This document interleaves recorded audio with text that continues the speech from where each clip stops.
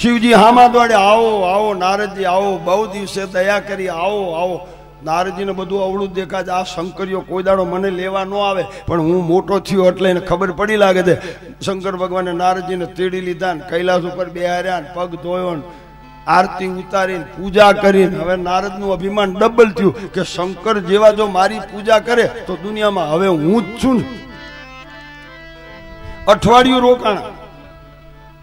શંકર ભગવાને પૂછ્યું, બહુ દિવસે આવ્યા, શું છે નવા જૂની? અરે મેં કામ જીતો, મારી સમાધિ લાગી હતી, સમાધિ તોડવા કામ આવ્યો, સમાધિ ન તૂટી અને મારા પગમાં પડીને મને ફૂલનો હાર પહેરાવી અને એને કીધું કે તમે શંકર કરતા મોટા, શંકરની સમાધિ તોડી મેં પણ તમારી ન તૂટી. એટલે ઈ કહીને જો હું તમને પૂછવા આવ્યો છું, બોલો તમે મોટા કે હું? શંકર ભગવાન સમજી જાય કે આને તો હું કહીને તો ભડકો કરશે. અરે નારદજી તમે તો મારા કરતા મોટા. નારદજીએ શંકરે પ્રમાણ આપ્યું, હવે એ મોટા. અઠવાડિયું રોકાણા. હવે નારદજી ત્યાંથી ઉભા થયા કરી આવવા. અને નારદજીને ઉપર શિવને દયા આવી. ગમે એમ તો શિવ દયાળુ દેવ છે ને. નારદજી મારી એક વાત માનો તો તમને કહું કે શું કે મહેરબાની કરીને તમે મને અહીં આવીને કીધું કે મેં કામ જીતો, એ તો બરાબર છે, પણ ઓલા વિષ્ણુને જઈને ન કહેતા. નારદજી કે કેમ? શંકર કે કેમ એટલે એ સમજવા જેવું નથી. મહેરબાની કરીને ત્યાં ન કહેતા. અને અભિમાની તમે જોજો, ના પડો અહીંયા પેલો જાય. નિયમ જ છે. શંકર દીન ઉપદેશ હિત નહીં નારદ હિ સોહાન, ભરદ્વાજ તુમ અપર સુનો હરી ઈચ્છા બનવા. નારદજીને શિવજીએ ના પાડી છતાં વિષ્ણુ પાસે ગયા. શું પરિણામ આવ્યું? હવે જો અભિમાનીને ઓળખતા શીખી દેજો. એક ભાઈ બજારમાં ઓટલે બેઠો હતો. એસટી સ્ટેન્ડ રહ્યું ને વાડદરીનો ખૂણો, ત્યાં ઓટલા ઉપર એક ભાઈ બેઠા હતા. એમાં એક ભાઈ આવી, મગનભાઈએ પૂછ્યું, કાં બેઠા છો? એટલે એટલે શું કે ઊભો થઈ જાઉં? આમે ન પૂછાય કે બેઠા છો કે ઊભો થઈ જાઉં. અભિમાન. એક ભાઈ એસટી માંથી ઉતર્યો એટલે જંતીભાઈએ પૂછ્યું, ચાથી આજ? કે ચૂલામાંથી. કઈ ધક્તો લાગે. એટલે આ અભિમાની ના તમે જોજો, એના વર્તા જ ન કરાય. અભિમાની બોલો એમ અવળું ચાલે.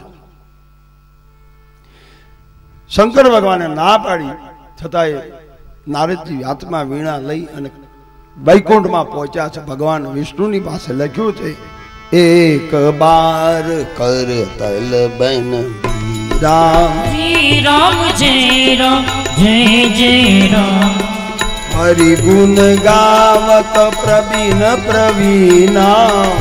રામ જય જય રામ, ક્ષીર સિંધુ ભવને મુનિનાથા.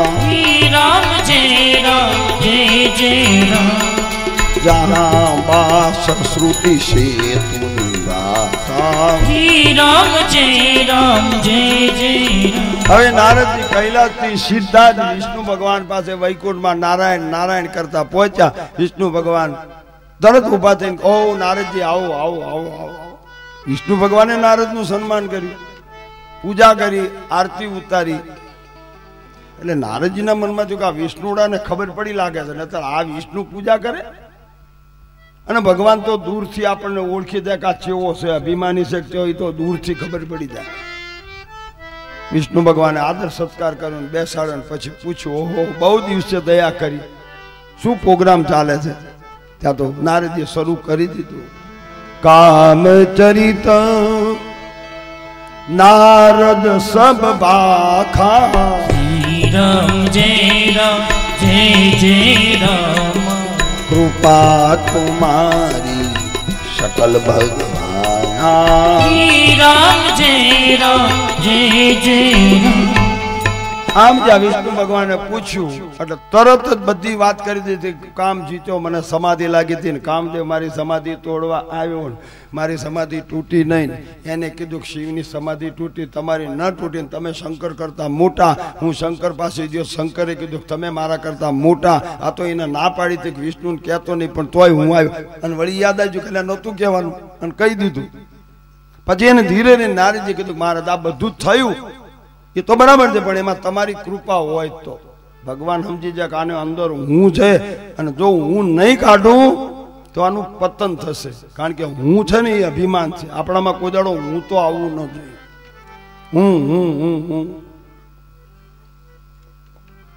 ઘણી વખત સાસુ વહુ નથી કહેતી આ તો હું છું એટલે તારું ચાલે છે ને તો હું ન હોય તારું શું થાય એટલે વહુએ કહી દેવાનું બા તમે નતા તોય ચાલતું તું છો આવ્યું લેવા જવું જ કોઈને તો શાંતિ ઊંચું ન દેજો સતી કથામાં બેઠા હતા ને વિમાન આવ્યું હતું આ તો વિમાન લેવાય આવે તૈયારી હોય કહેજો નથી જવું આવું છે આ બીજું આવ્યું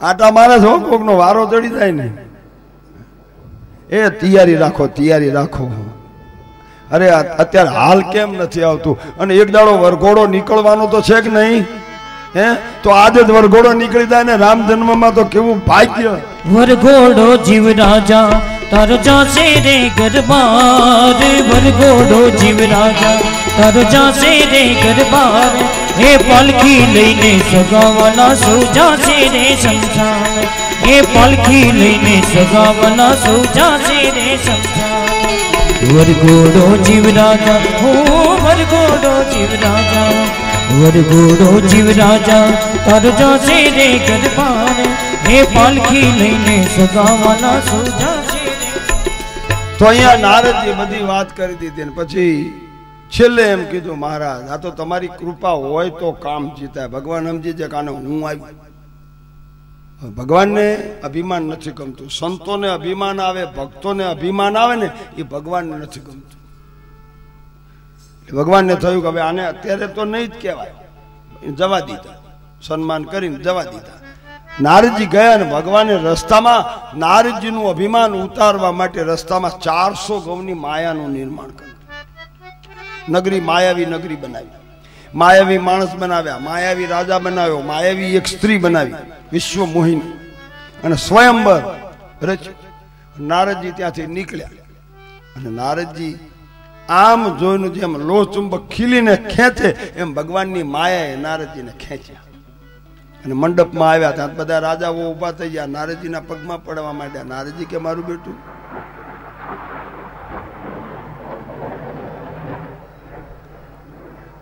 હરે રામ રામ સીતા રામ રામ રામ હરે રામ રામ રામ સીતા રામ હરે રામ રામ રામ સીતા રામ રામ રામ હરે રામ રામ રામ સીતા રામ રામ સીતા રામ રામ રામ સીતા રામ રામ રામ સીતા રામ રામ રામ સીતા રામ રામ હરે રામ રામ રામ સીતા રામ રામ રામ હરે રામ રામ રામ સીતા રામ બાપ આજે રામનો જન્મ થવાનો તો સ્વર્ગના દેવતાઓ વિમાન લઈને વાડત્રી ઉપર આટા મારે છે ચિંતા ન કરશો આ તો આજે રામ જન્મ છે દેવતાઓ આકાશમાં છે રામાયણ બોલે છે અને એનું પ્રમાણ તમને બતાવે છે જો આ વિમાનો ફરે છે ઉપર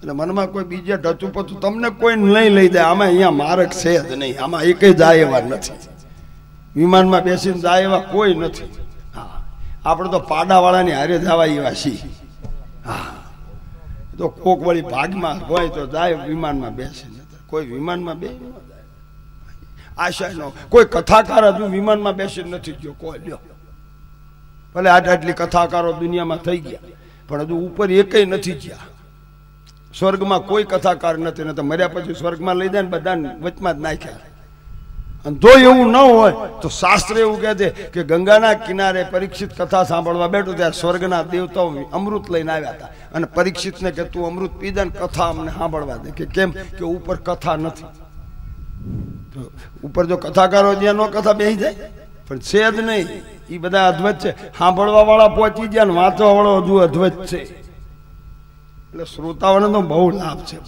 ખેર